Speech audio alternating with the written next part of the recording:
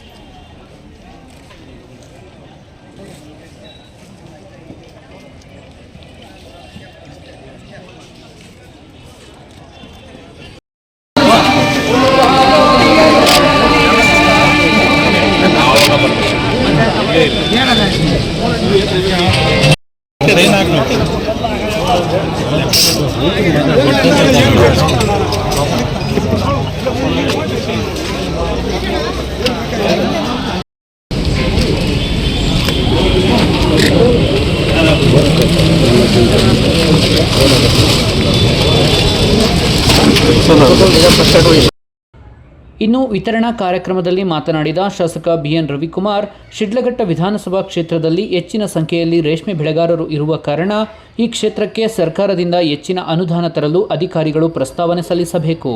ಸರ್ಕಾರದ ಯೋಜನೆಗಳು ಯಾವುದೇ ಮಧ್ಯವರ್ತಿಗಳ ಹಾವಳಿ ಇಲ್ಲದೆ ನೇರವಾಗಿ ರೈತರ ಕೈ ಸೇರಬೇಕು. ರೈತರು ಯಾರಿಗೂ ಲಂಚ ನೀಡದೆ ಆನ್ಲೈನ್ ಮೂಲಕ ಅರ್ಜಿ ಸಲ್ಲಿಸಿ ಸೌಲಭ್ಯ ಪಡೆಯಬೇಕು ಎಂದು ತಿಳಿಸಿದರು. ಚಿಕ್ಕಬಳ್ಳಾಪುರ ಜಿಲ್ಲೆ ಶಿಡ್ಲಘಟ್ಟ ವಿಧಾನಸಭಾ ಕ್ಷೇತ್ರದಲ್ಲಿ ಇವತ್ತು ರೇಷ್ಮೆ ಇಲಾಖೆ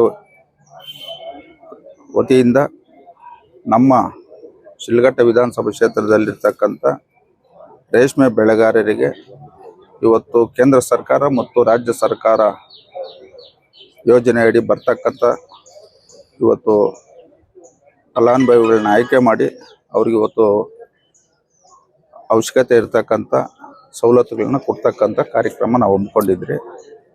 ಇವತ್ತು ಇಲ್ಲಿ ನಮ್ಮ ಶಿಡ್ಲಘಟ್ಟ ವಿಧಾನಸಭಾ ಕ್ಷೇತ್ರದಲ್ಲಿ ಸುಮಾರು 49,50,000 ಇವತ್ತು ರಾಜ್ಯ ಸರ್ಕಾರ ಮತ್ತು ಕೇಂದ್ರ ಸರ್ಕಾರದ ಒಂದು ಸಬ್ಸಿಡಿಯನ್ನು ನಮ್ಮ ಕ್ಷೇತ್ರದವರು ಇವತ್ತು ರೈತರಿಗೆ ಇವತ್ತು ಅನುಕೂಲ ಆಗ್ತಕ್ಕಂಥ ಒಂದು ಕಾರ್ಯಕ್ರಮ ಆಗಿದೆ. ಏನಿವತ್ತು ರೇಷ್ಮೆ ಬೆಳೆಗಾರರಿಗೆ ಅವಶ್ಯಕತೆ ಇರ್ತಕ್ಕಂಥ ಇವತ್ತು ಸ್ಪ್ರೇಯರ್ಸ್ ಆಗ್ಬೋದು ಮತ್ತು ಶೇಡ್ ನೆಟ್ ಇರ್ಬೋದು, ಚಂದ್ರಂಕಿ ಇರ್ಬೋದು, ಇವತ್ತು ಸೋಲಾರು ದೀಪ ಇರ್ಬೋದು, ಮತ್ತು ಉಳು ಮನೆಯಲ್ಲಿ ಸ್ಪ್ರೇ ಮಾಡೋಕ್ಕೆ ಇವತ್ತು ಸಿಂಪಡಣೆ ಮಾಡಲಿಕ್ಕೆ ಇವತ್ತು ಸ್ಪ್ರೇಯರ್ಸ್ ಇರ್ಬೋದು, ಇನ್ನೂ ಹಲವಾರು ಸವಲತ್ತುಗಳನ್ನ ಇವತ್ತು ಕೊಟ್ಟಿದ್ದಾರೆ. ಇವತ್ತು ಅಲ್ಲಿ ಪರಿಶಿಷ್ಟ ಜಾತಿ ಪರಿಶಿಷ್ಟ ಪಂಗಡವರಿಗೆ 90% ಸಬ್ಸಿಡಿ ಮತ್ತು ಜನರಲ್ ಅವರಿಗೆ 75% ಸಬ್ಸಿಡಿ ಅಂತ ಈ ಒಂದು ಸರ್ಕಾರ ಕೊಟ್ಟಿರ್ತಕ್ಕಂಥ ಒಂದು ಕಾರ್ಯಕ್ರಮ. ನಾನು ಈ ಕ್ಷೇತ್ರದಲ್ಲಿ ಶಾಸಕನಾದ್ಮೇಲೆ ಇದು ಮೊದಲನೇ ಬಾರಿಗೆ ಇವತ್ತು ನಮ್ಮ ಶಿಡ್ಲಘಟ್ಟ ವಿಧಾನಸಭಾ ಕ್ಷೇತ್ರದಲ್ಲಿ ಇವತ್ತು ರೈತರಿಗೆ ಈ ಒಂದು ಅವಕಾಶ ಸಿಕ್ಕೈತೆ. ಸಂಬಂಧಪಟ್ಟಂಥ ಇಲಾಖೆ ಅಧಿಕಾರಿಗಳಿಗೆ ಇವತ್ತು ನಾನು ಅವ್ರಿಗೊಂದು ಸೂಚನೆಯನ್ನು ಕೊಟ್ಟಿದ್ದೀನಿ. ಏನಿವತ್ತು ನಮ್ಮ ಕ್ಷೇತ್ರದಲ್ಲಿ ಇವತ್ತು ರೇಷ್ಮೆ ಬೆಳೆಗಾರರು ಇರ್ಬೋದು, ವಾಣಿಜ್ಯ ಬೆಳೆಗಾರರು ಇರ್ಬೋದು, ಕೃಷಿ ಬೆಳೆಗಾರರು ಇರ್ಬೋದು, ಏನಿವತ್ತು ರಾಜ್ಯ ಸರ್ಕಾರ ಕೇಂದ್ರ ಸರ್ಕಾರದಲ್ಲಿ ಬರ್ತಕ್ಕಂಥ ಯೋಜನೆಗಳನ್ನು ನಿಜವಾದ ಫಲಾನುಭವಿಗಳಿಗೆ ತಲುಪಿಸ್ತಕ್ಕಂಥ ಕೆಲಸ ತಾವು ಮಾಡಬೇಕಂತ ಅವರು ಸೂಚನೆ ಕೊಟ್ಟಿದ್ದೀರಿ. ಅದರ ಒಟ್ಟಾಗಿ ಏನಿವತ್ತು ಯೋಜನೆಗಳಿದೆ ಅಂತ ಹಲವಾರು ರೈತರಿಗೆ ಇದುವರೆಗೂ ಗಮನದಲ್ಲಿಲ್ಲ. ಪ್ರತಿ ರೈತರಿಗೆ ತಾವು ಪಾಂಪ್ಲೆಟ್ ಮಾಡಿ ತಲುಪಿಸ್ತಕ್ಕಂಥ ಕೆಲಸ ಮಾಡಬೇಕಂತ ಸಹ ನಾವು ಸೂಚನೆಯನ್ನು ಕೊಟ್ಟಿದ್ದೀವಿ.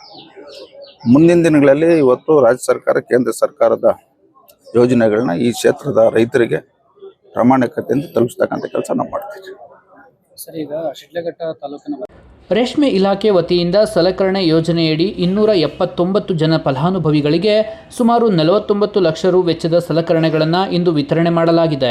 ರೇಷ್ಮೆ ಕೃಷಿ ಮಾಡುತ್ತಿರುವ ರೈತರು ಹೆಚ್ಚಿನ ಸಂಖ್ಯೆಯಲ್ಲಿ ಸರ್ಕಾರದ ಸವಲತ್ತುಗಳನ್ನು ಸದುಪಯೋಗಪಡಿಸಿಕೊಂಡು ಸರ್ಕಾರ ನೀಡುತ್ತಿರುವ ಕೃಷಿ ಉಪಕರಣಗಳನ್ನು ಸದ್ಬಳಕೆ ಮಾಡಿಕೊಂಡು ಉತ್ಪಾದನೆ ಹೆಚ್ಚಿಸಿಕೊಳ್ಳಬೇಕು ಎಂದು ತಾಲೂಕು ಸಹಾಯಕ ಕೃಷಿ ನಿರ್ದೇಶಕ ಅಕ್ಮಲ್ ಪಾಷಾ ತಿಳಿಸಿದರು. 2025-26ನೇ ಸಾಲಿನ ಕೇಂದ್ರ ಪುರಸ್ಕೃತ ಸಿಂಧ್ ಸಮಗ್ರ ಯೋಜನೆಯಡಿಯಲ್ಲಿ ರೇಷ್ಮೆ ಇಲಾಖೆ ವತಿಯಿಂದ ಸಲಕರಣೆ ಯೋಜನೆಯಡಿಯಲ್ಲಿ 279 ಜನ ಫಲಾನುಭವಿಗಳಿಗೆ 430 ಘಟಕ ಸಲಕರಣೆಗಳನ್ನು 49,39,11 ರೂಪಾಯಿ ಅನುಕೂಲ ಆಗಿದೆ. ಇದೆಲ್ಲ ನಮ್ಮ ರೈತರು ಸದುಪಯೋಗ ಪಡಿಸ್ಕೊಂಡಿದ್ದಾರೆ. ಈ ದಿನ ಎಲ್ಲರಿಗೂ ವಿತರಣೆ ಮಾಡಿದ್ದೀವಿ. ಮತ್ತು ಅದೇ ರೀತಿ ಈಗ 26-27ನೇ ಸಾಲಿಗೆ ಈ ವರ್ಷ ರೇಷ್ಮೆ ಬೆಳೆಗಾರರಿಗೆ ಒಂದು ಹೊಸ ನಾಟಿ ಯೋಜನೆಗೆ ಉದ್ಯೋಗ ಖಾತ್ರಿ ಯೋಜನೆ ಅಡಿಯಲ್ಲಿ ಕೂಲಿ ಸಿಗುತ್ತೆ, ಸಾಮಗ್ರಿ ಸಿಗುತ್ತೆ. ತದನಂತರ ತೋಟಕ್ಕೆ ಹನಿ ನೀರಾವರಿ ಅಳವಡಿಸ್ಕೊಂಡಿದ್ದಲ್ಲಿ ಹನಿ ನೀರಾವರಿಗೆ ಸಹಾಯಧನ ಸಿಗುತ್ತೆ. ಹನಿ ನೀರಾವರಿ ಮೊದಲು ಅಳವಡಿಸ್ಕೊಂಡು ಸಹಾಯಧನ ಪಡೆದಿದ್ದಲ್ಲಿ 7 ವರ್ಷ ಪೂರ್ಣಗೊಂಡಿದ್ದಲ್ಲಿ ಮತ್ತೊಮ್ಮೆ ಹೊಸದಾಗಿ ಅಳವಡಿಸ್ಕೊಂಡ್ರೆ ಅದಕ್ಕೂ ಸಹ ಸಹಾಯಧನ ಪಡೆಯಲಿಕ್ಕೆ ಅವಕಾಶ ಇದೆ. ರೇಷ್ಮೆ ಹುಳು ಸಾಕಾಣಿಕೆ ಮನೆ ನಿರ್ಮಾಣ ಮಾಡಿಕೊಂಡಿದ್ದಲ್ಲಿ ಅದಕ್ಕೂ ಸಹ ಸಹಾಯಧನ ಅವಕಾಶ ಇದೆ. ಮತ್ತು ಸಲಕರಣೆ ಯೋಜನೆ 26-27ನೇ ಸಾಲಿಂದು ಟೆಂಡರ್ ಪ್ರಕ್ರಿಯೆಯಲ್ಲಿದೆ. ಆದ ತಕ್ಷಣ ಮಾಹಿತಿ ನೀಡ್ತೀವಿ. ಅದನ್ನು ಕೂಡ ಸದುಪಯೋಗ ಪಡಿಸ್ಕೊಂಡು ರೇಷ್ಮೆಯಲ್ಲಿ ಉದ್ದಿಮೆಯಲ್ಲಿ ಮುಂದುವರಿಬೇಕು, ಆರ್ಥಿಕವಾಗಿ ಸಬಲರಾಗಬೇಕು ಅಂತ ಮನವಿ ಮಾಡ್ತೀನಿ. ಇನ್ನು ಕಾರ್ಯಕ್ರಮದಲ್ಲಿ ರೇಷ್ಮೆ ಇಲಾಖೆಯ ಅಧಿಕಾರಿಗಳು, ರೈತ ಮುಖಂಡರು, ರೈತರು ಸೇರಿದಂತೆ ಪಕ್ಷದ ಮುಖಂಡರು, ಸಾರ್ವಜನಿಕರು ಭಾಗಿಯಾಗಿದ್ದರು.